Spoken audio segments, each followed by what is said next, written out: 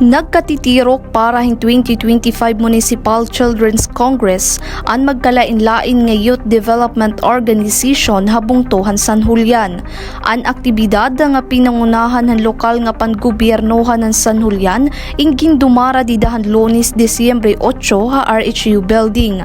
Katuyuanan hini nga programa nga mapataas ang partisipasyon ng kabatan-unan hasugad hini nga mga aktibidad maparigoon ang papel han child representatives ngan makonsolidar adton children's agenda. Didahan aktibidad iginlistahan mga kabataan an era kinikita nga mga isyu nga napapanahon sugad han era mga panginginahanglan didahiton komunidad. Naghatag hin inspirational nga presentasyon mahitungod hiton pagiging SK leader hi SK Chairman Joffer Opeña han Barangay Kampidhan kan iginlatag niya ang mga programa nga nakakakontribuer o nakakahatag hin dako nga bulig ha era komunidad. Piraha iya igindasiga nga era mga programa amo an SK Store o an palit plastic bottle for school supplies, Dream Sea Recycling Project kan iba pa nga mga inisyatiba para ikauupay hiton kabataan.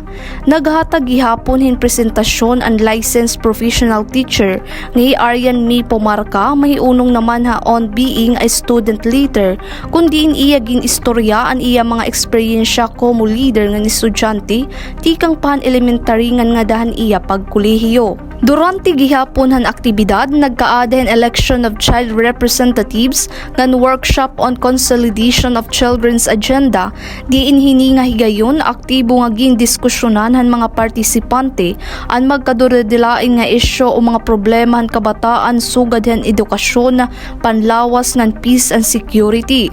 Iniin kaparte han pagplano han lokal nga pamunuan para han mas epektibo nga child center programs. Kahuman han programa ang mga partisipante inagtitiro kaatubangan han commitment tree para magsurat han irasaad nga maging aktibo ngan responsable ha boses han tagsa-tagsa nga komunidad. Tika nga syudad han Borongan, Mailing Katubay, Eastern Samar News Service.